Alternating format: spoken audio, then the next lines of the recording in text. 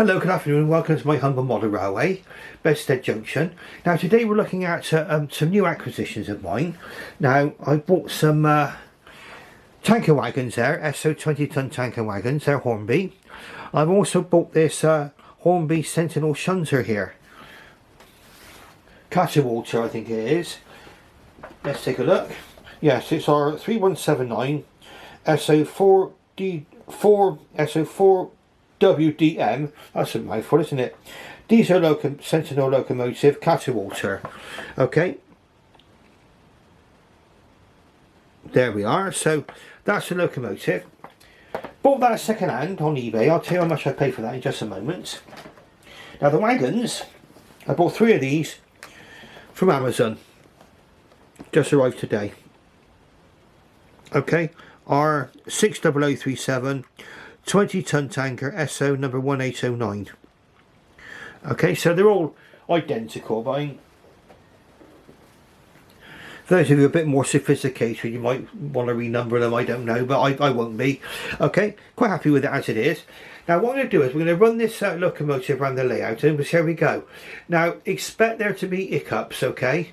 And it's not going to be a fault of the locomotive. Very often it's this track. It's been put out today. And then it'll be cleared away at the end of my running session because it's on my bed. Okay, and I need to get a kip at some point. But we're going to run this round now and we'll just see how it all works, okay? And I'll get ourselves underway without any further ado. So this is an 040 Sentinel Shunter. Now what we're looking out for is how do we run on these points up here? Okay, now you'll probably agree that's probably a nice slow speed. Okay, so our Sentinel Shunter went over that junction quite well, along with the wagons, because it's a good test of the wagons as well. Now the wagons didn't derail either. I mean that's a right hand point going into a right hand point, and on the other siding here going into the station, again it's a right hand going over the 2 right hand points followed by a left hand curve. So we're going to see how we get on with that now, and then we're going to get this one onto the Lady Susan later to have a closer look at her. But what we're going to do now is we're going to try this other junction. So down she comes. We'll try the other siding, let's say. Put her into 4th gear.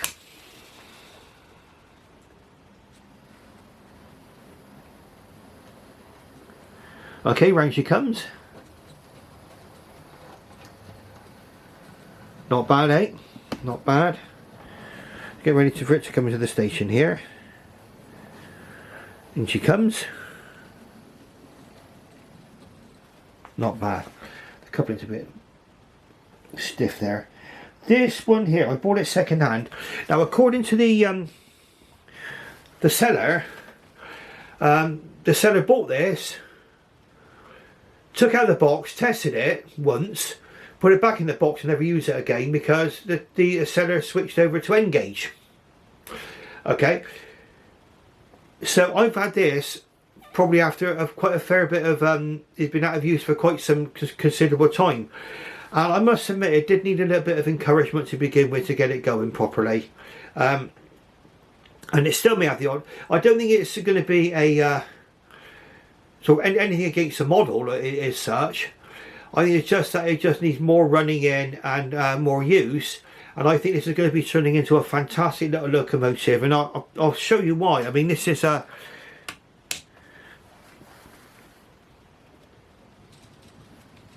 okay, so off we go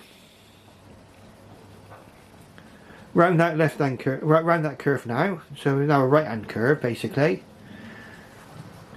And these wagons as well, I can highly recommend these wagons. Look at the way they're going over those points. There you go. It went over there quite well. So I think we've come to the conclusion then that we do run over points quite well on here. We'll do that again.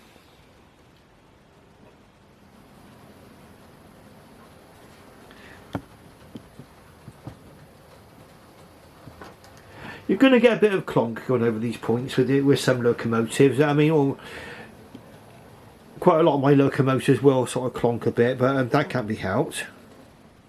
Okay, so we're into the station now. So I'm quite happy with that.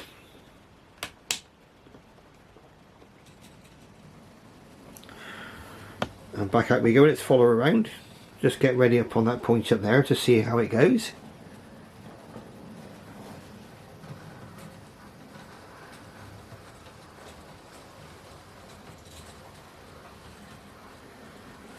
Well, I don't think that's at all bad.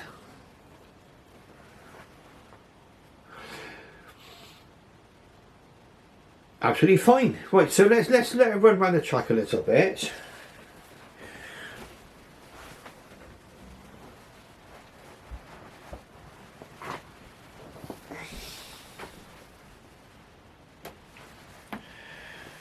And I will impart my limited knowledge of these particular locomotives to you. This one, from reading what's on the actual locomotive itself, appears to have been used at the ESSO bitumen site in Plymouth. Okay, and I think the actual place is called Cattewater. Okay, if we're going to try this out now. Cattewater. If I pronounce it Cattewater, it came up on Google, if you can see that, but it did come up on Google, Cattewater. So it seems like I've said it right. Shipping service in Plymouth, England, okay? And that's the name of this actual locomotive. Cattewater Harbour Commissioners. So we've got for both commercial vessels and leisure craft moorings in Plymouth. Okay, so I think, I mean, I've said it well enough for Google anyway. I don't. If any Devonians disagree, and could they let me know how it's pronounced, maybe? But here we go. We're going around the track rather well now. Around all the junctions. Very nice little runner, and it's improving all the time. I assure you it's improving all the time. If you bear in mind that this is an 040, and what you're going to get with 040s is a possibility of hitting on dead spots on your layout. I mean, if you're on like an express point or anything like that, I mean it's almost certain to happen. And I mean, you cannot put electricity to something when there's none. And this one here is actually coping with the points very, very well. Considering the wheels are very, very close together too, on this 040. Beautiful. Now I do believe that this locomotive is being preserved, and I do believe it's on the East Somerset Railway. I will have to get that fact actually checked for you. Because if it is actually out on the East Somerset Railway, I intend to go out and see it. Now there's some features which I'd like to explain about the locomotive itself. It comes in a standard block of ice packaging, and the detail pack, like all these Sentinel Shunters, consists of two kind of blanking plates. If you want to remove the NEM couplings, you can put the blanking plates on, so you've got like a complete buffer. And that's for those of you who like to put your locomotives into exhibition cases, and you know, it takes all sorts, I suppose, and you know, and that's very, very nice way to do that. But I prefer to run my locomotives. Now, impressions of the locomotive. Okay, taken out of the box. Okay, love it first sight. Okay, I love this red livery. Okay, absolutely love it. Okay, it also feels quite heavy. Now I think there's a bit of a clicky clacky on that piece of track over there, so we'll just check it's all together. Aha, that explains it. Okay, so we'll eliminate the clicky clacky.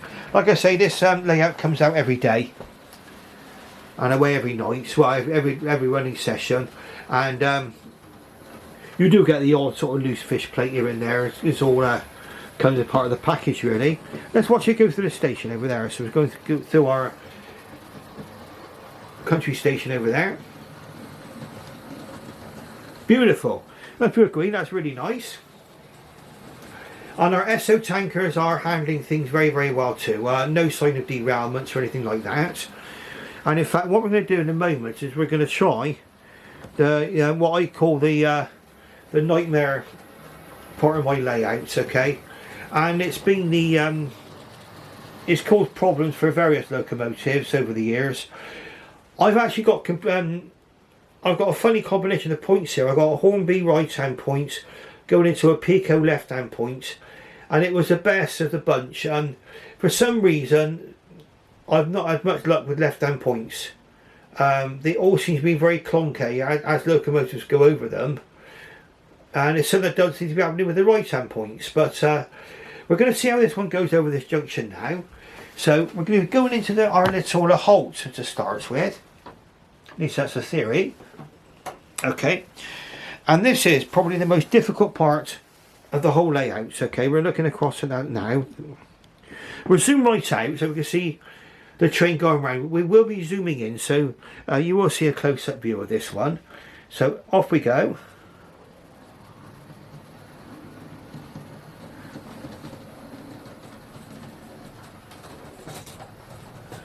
Right. Like I say, a bit of a clonk on that point there, but that happens with a lot of my locomotives on this particular junction.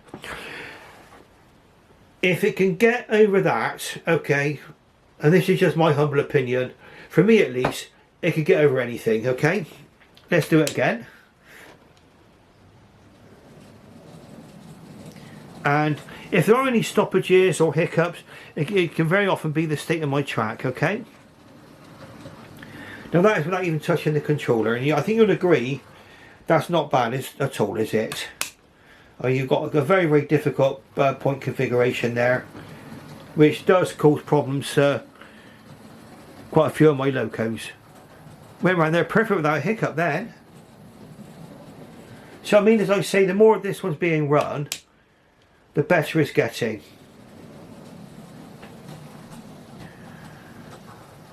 I mean, correct me if I'm wrong, but I think this actual locomotive came out about 10 years ago. And if that's the case, and the previous owner put this straight back in a box, it's probably been out of use for about for at least, well, 5 years, probably 5 years or more. That's just guessing. And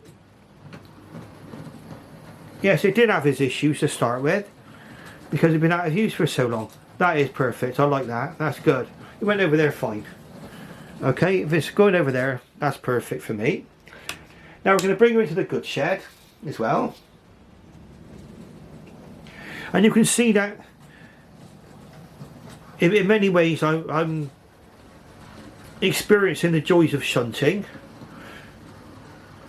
and I can understand how some railway modelers can find shunting quite addictive, because it is really the whole interest of a layout is when you get to move your trains around the layout like this. I mean, it's nice for me on my big sort of oval to watch it all going round and round in circles. I enjoy watching my express locomotives fly by. I imagine myself on the, I don't know, on the main line to Plymouth or to London. And then we come to our lovely little shunting locomotives doing their industrial duties.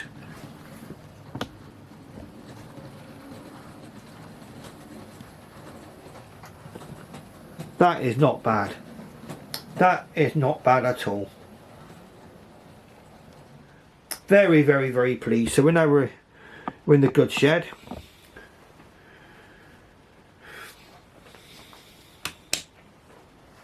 I'll be bringing her back out again.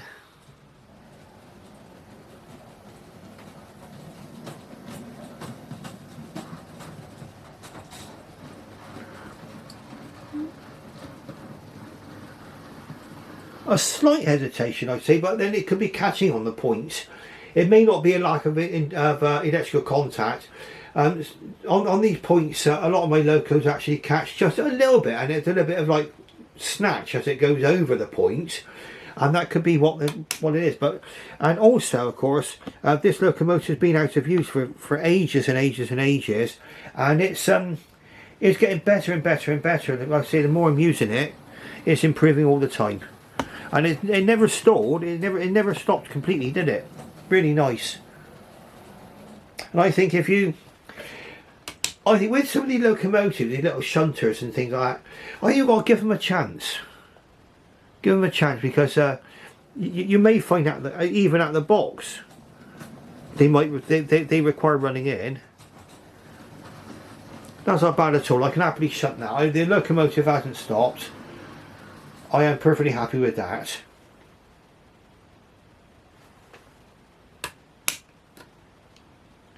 Okay, so what I'm going to do is we're going to bring her, watch her go around the layout for a while. And then we're going to bring our Lazy Susan into use. And we're going to have a look at this locomotive close up and personal. And the wagons. I mean, I think I'm probably more guilty than most. I don't concentrate at all on the rolling stock. And, you know, I like to show off my new locomotive. You know, here's this express, here's this one, here's that one. And very often, many of you might be there thinking, well, what's the rolling stock like? You know, what are the carriages like? What are the wagons like? So we'll have a little look. Now, bear in mind, I'm no expert, okay? And I don't even pretend to be even sort of scratch the surface of my knowledge of railways. But I will give you what I think about this locomotive and the wagons quite shortly. So what we're going to do is we're going to go around it a little bit now. Let's set ourselves on the main line. And I think you've seen what this locomotive runs like going forward and in reverse. And that's like, if all there was just a small, tiniest little hesitation on that nightmare point set up over there, then I'm very, very pleased. You can see here, look, no hesitation at all. Look, it's performance on point, and it is improving. It's improving by the minute, to be honest. And also, it was a test of the wagons, these brand new wagons, because obviously there's no point trying to shunt wagons that are constantly derailing, and I've not had any derailing issues at all going around this layout. Okay, so you've seen it on right hand points, left hand points, different curves. And if you ask me what I think, I would say yes, I'm very, very pleased with this. Now this video might run on and on and on, so I will ask you to stay with me on this, because I'm quite enjoying myself here. And okay, you could call it pure self-indulgence, but I am enjoying myself and watching this train go round now. And I think if you've got a small layout, I mean, this is a 6 foot by 4 foot layout. I mean shunters, a shunting style layout, it will be ideal. I mean, I think the way to go for me to be maybe having some isolating track parts of this layout, where I can isolate locomotives in sidings and things. You can do that by the very way that these points work on a DC layout. DCC would obviously give you the option of just powering up a locomotive and leaving it there, and then running a different locomotive down to pick up the train. I mean, well, one of the ideas may be you might shunt a train together with your little Sentinel, and then have a larger locomotive come along to pick up the train, and then take it away onto the main line. That's an ideal. And you would need isolating sections on your DC layout, or with DCC that wouldn't be such a problem. Now, will I be going over the DCC, or will I try it? I really don't know. I've got I mean, all of my locomotives are not DCC fitted, and at the moment I'm quite happy with things as they are. But if I did build another a layout from scratch, there is a temptation to go DCC, or at least make it switchable. But at the moment I'm sticking with DC. Now, I think we've enjoyed watching this locomotive go round now, and we're going to take everything, take the locomotive and the carriages, we'll uncouple them all, and we'll have a little look at everything. Okay, so what we'll do now, we're going to bring it down into this siding once more, into the station, and then we're going to uncouple. Now I've got a feeling this video is going to run on a bit, so like I say, please bear with me on it. I know we've all got busy days, and everyone's time is valuable, and if someone's watching this video, I do appreciate it, and I hope it's proving to be of interest to you, and that when you see my videos, I'll try to make them time well spent for you. Okay, so what we're going to do is we're going to come down now. That is superb. That is just superb. Absolutely excellent.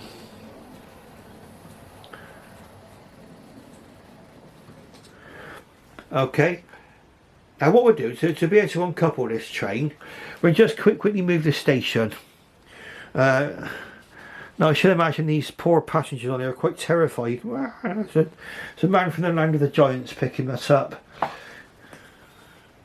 Now here we go.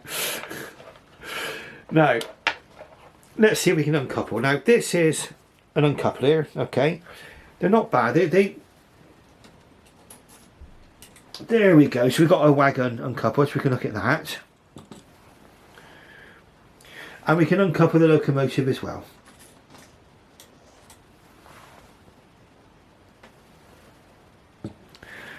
Perfect. Okay, we can leave the other two wagons coupled together. That's not going to hurt because the wagons are identical to each other. So now we're going to get to the Lady Susan. And that enables me to give you a 360-degree view of the locomotive without messing up the locomotive and dragging it around the track and everything. So here we go. So let's get that set there. And we'll start by looking at the locomotive. Now I'm going to bring the we've got a bit of a high view there. We'll zoom in. There we go.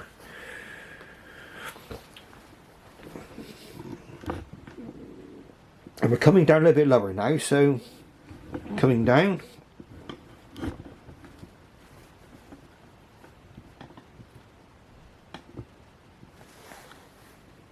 Oh, that's a nice view. Okay, so some of the details we can see on this locomotive. Right, is it's got the word Cattewater written down the side. ESSO bitumen Plymouth. Sentinel. Now you'll see there's some minute writing. I'm going to get the I'll get something to point with. I know this says route of points, but here we go. Right, so we'll get the green. Use a little artist brush as a pointer. You've got Cattewater, ESSO, Sentinel,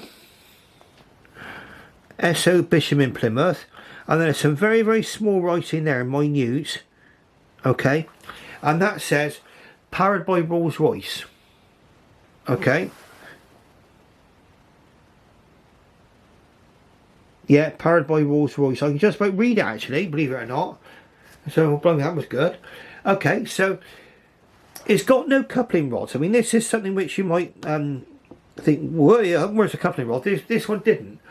This is one of the earlier Sentinel shunters as far as I know, and I believe they were chain driven. Okay, chain driven, and they don't have the actual coupling rods in between the driving wheels there. If you have a look at, if you remember seeing my 060 shunter, yes, it did have the coupling rods there. Now, looking at the front, you've got the wasp pattern there. Let's try and get up into focus there.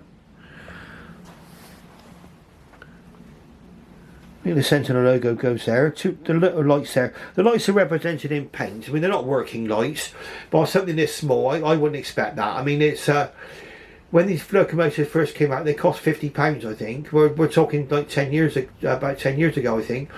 But I paid £50 for this myself, and it was second hand. There was another one for sale on eBay, and it was for £75, again used. So I went for the £50 option. I'd say the person that actually had this before me put it in a box. put it back in the box after testing it. I never ran it because the previous user switched over to N-gauge. You don't get sprung buffers, I can tell you that now. I'm not going to mess about with that now. You've got the standard NEM couplings, and you do get blanking plates there to fill up the gap, should you wish to do that, and that forms part of the detail pack. In fact, that's all you get in the detail pack. Okay, you've got a little coupling hook in the middle of the buffer there. The radiator is quite nicely represented there. It's got a kind of a different layers to it, so that looks really realistic in my opinion. Separately fitted handrails there. I don't know if you see the black handrails, and they seem to be quite sturdy in my opinion. Moving onto the side, again similar view. So again it says Cattewater, powered by Rolls-Royce, ESSO bitumen Plymouth and Sentinel. Separately, nice little separately fitted handrail there, here. So very nice, a very nice mod. Like I say, this was love at first sight. As soon as I opened the box up, I thought, wow, I love it. Okay, and I hope you're loving it as much as me. Now also on here and here, you've got a kind of the pattern there to enable the to give grip. That's all represented there.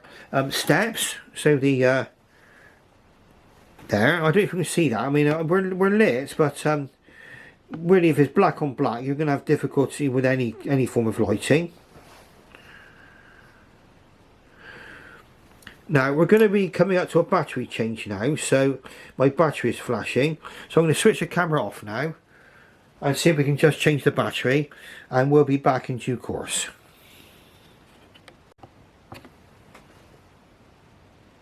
Okay, so there wasn't too much of a lack of continuity there.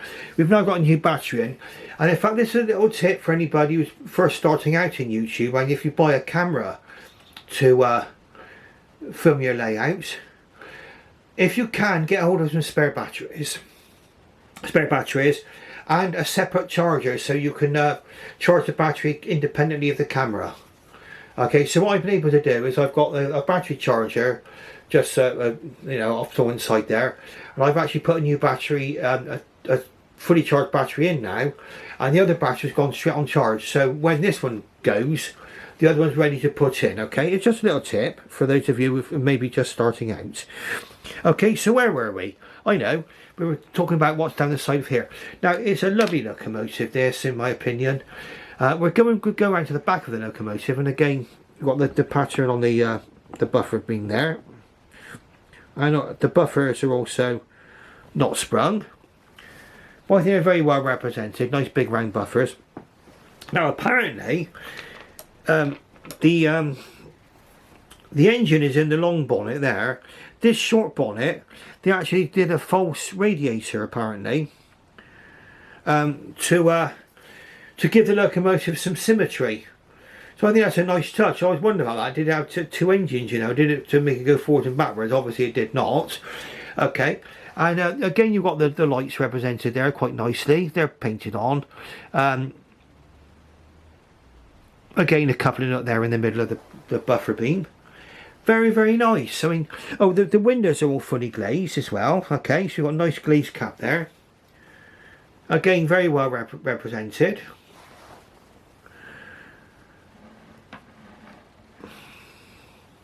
And there is some cab detail. Might be able to pick this up and have a look. Let's see if we can do that. Okay, you can probably see inside there. There is cab detail.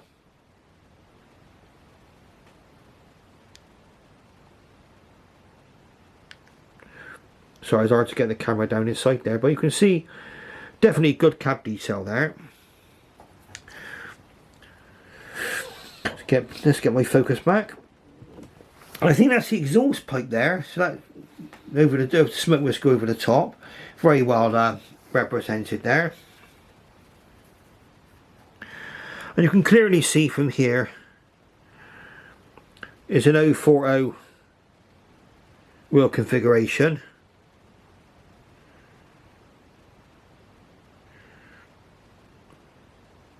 And you can see the NEM couplings there underneath as well. I don't know if you can see that clearly enough.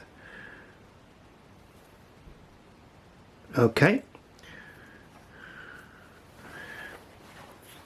So that gives us a 360-degree view of our lovely Sentinel locomotive there. Beautiful. Now,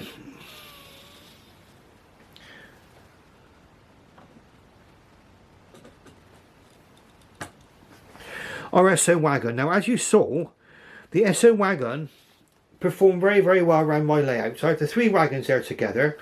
For some reason, it's got the bigger couplings, okay?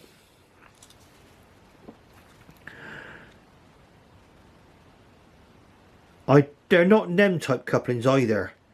Okay, so I don't know how easy it is to swap those out if you wanted to. Okay. Right,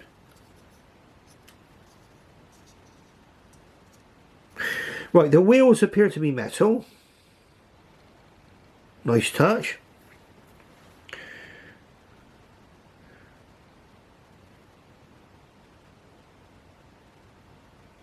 And under the loco,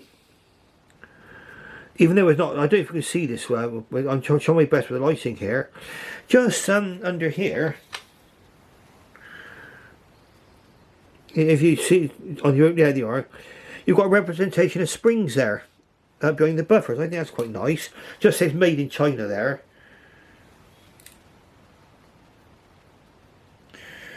Now on the side of the wagon it says, no light to be brought near this tank. The cover must be kept securely fastened when not in use, whether the tank be loaded or empty. So that's the wording just there. And it's got ESSO Oil Limited, London, SW1, and then number 1809. So we can get in there. Go on, focus. There we are, and you can see just above my thumb there. So about my giant thumb there. Okay, so and then along the running plate, so to speak, or whatever, it's got load. It says on there, load 20 tons. Nice, you can see the detail there for the suspension and everything. Very nice wagons. Like I say, they look nice on the layout. We've got this handrails on there as well, handrails. And also you've got the detail on the top there. Presumably that's where you fill and empty the tank. Fill the tank up, that's a filler cap there. That appears to be a separately fitted part there, because I can see. Very nice. I mean, these were £20 each. I got them from Amazon. They come out doing about 50 odd pounds for the 3, I think. On that end there, you got 1809. And the same for the back. Okay, so again, very nice, very nice. We've got rivet detail around it, represented. Try and get focus there. And I think it's nice for me to concentrate a little bit on the wagon as well as the locomotive, and you can see the two together now. Very nice combination. You really imagine that on your layout, can't you? Beautiful. Okay, so that there then is the 040 Sentinel Shunter Cattewater ESSO bitumen Plymouth, powered by Rolls-Royce. Now if you enjoyed watching this video, please give me the thumbs up. If you're not subscribed yet, please subscribe. We're a growing band of subscribers. And ring that alert bell and click for all content. And you'll get everything from me that I actually post onto YouTube. Then you can see my new videos as they come out, okay? Now I shall thank you very much for watching. And I should bid you farewell. And bye bye.